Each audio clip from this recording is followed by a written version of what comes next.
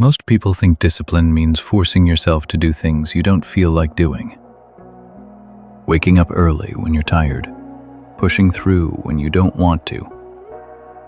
And if I'm honest, that idea alone is why a lot of people give up on discipline before they even start. Because nobody wants to live their life constantly fighting themselves. The problem isn't that people don't want to be disciplined. It's that they expect discipline to feel intense all the time. They wait to feel ready. They wait to feel motivated. But motivation comes and goes. Some mornings you wake up focused, other mornings you don't. And when discipline depends on how you feel that day, it doesn't last very long. Think about something simple, something ordinary, like going for a short walk. Some days it feels easy. Other days it feels like too much effort, even though it's the same walk. Nothing about the walk changed, only how you felt did. That's why relying on emotion to stay disciplined doesn't work. Real discipline isn't loud. It doesn't feel heroic. Most of the time it feels quiet, almost boring. And that's the part nobody talks about. We celebrate dramatic effort. We praise intensity.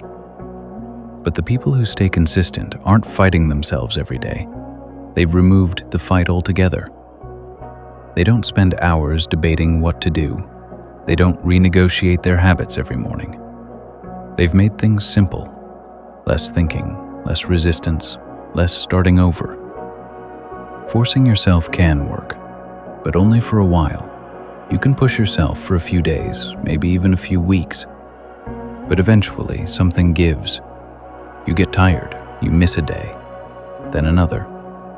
And suddenly, everything feels heavier than before. That's because force costs energy. It costs attention, it costs emotional control.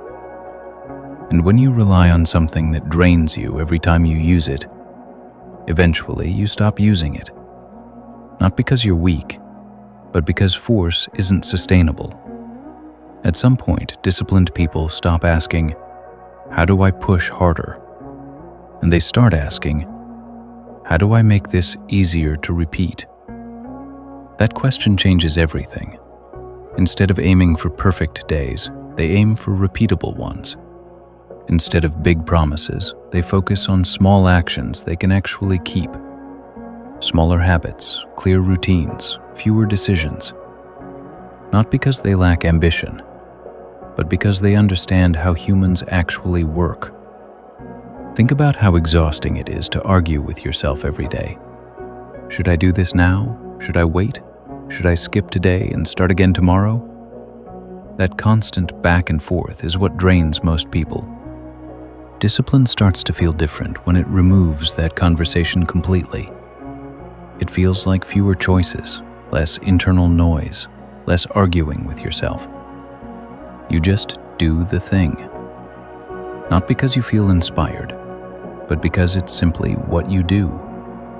You repeat something small over and over until it no longer feels like effort. That's the stage most people never reach, because they quit when things stop feeling exciting. We're taught to chase motivation, to wait for the right mood, to start when everything feels aligned. But real progress usually starts on ordinary days, quiet days, days that don't feel special at all. Consistency compounds quietly. It doesn't announce itself, it doesn't demand attention. But over time, it creates distance between people who wait to feel ready and people who move without needing permission from their emotions. Discipline isn't about becoming tougher. It's about becoming simpler. Fewer rules, clear expectations, habits that support you instead of fighting you. If discipline feels hard right now, it might not mean you lack discipline.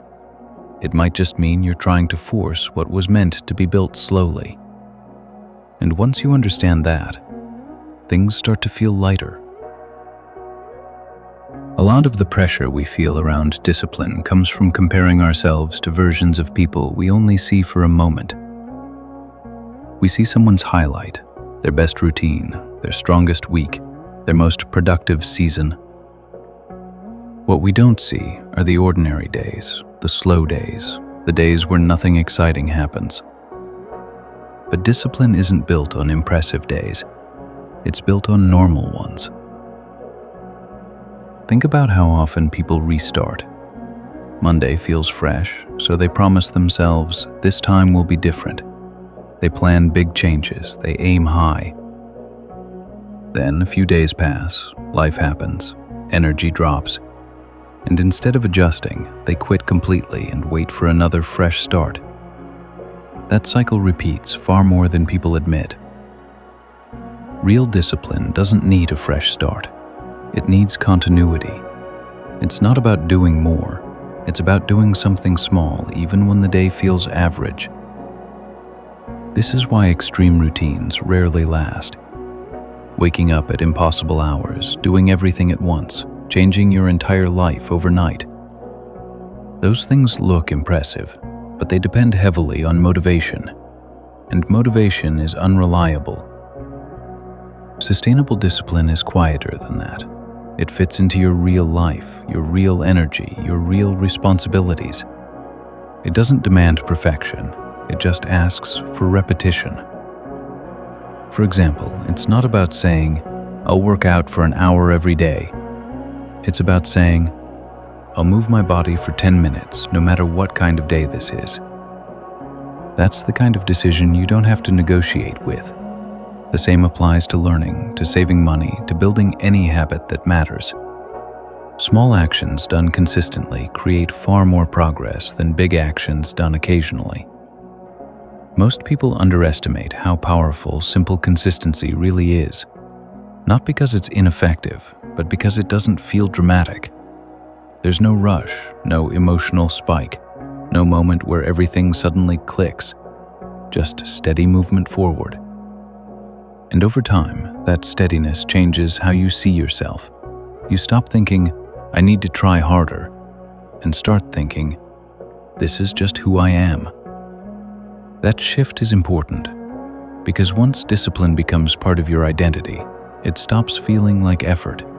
It feels natural, expected, normal. You don't wake up asking whether you'll show up today. You already know the answer. That's what people mean when they say discipline gets easier. Not because the work disappears, but because the resistance does.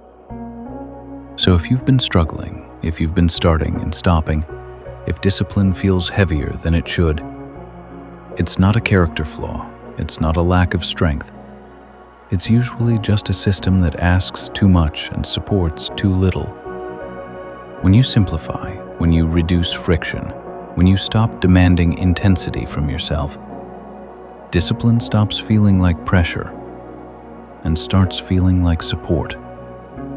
And that's when progress becomes quiet, steady, almost unnoticed, until one day you look back and realize how far you've come. And the strange thing is, most of this change happens quietly. There's no announcement, no moment where you suddenly feel different. You just notice one day that you don't resist as much as you used to. Things that once felt heavy feel a little more familiar, a little more normal. You stop waiting for the perfect mood. You stop asking whether today feels right. You simply move forward because that's what you've learned to do.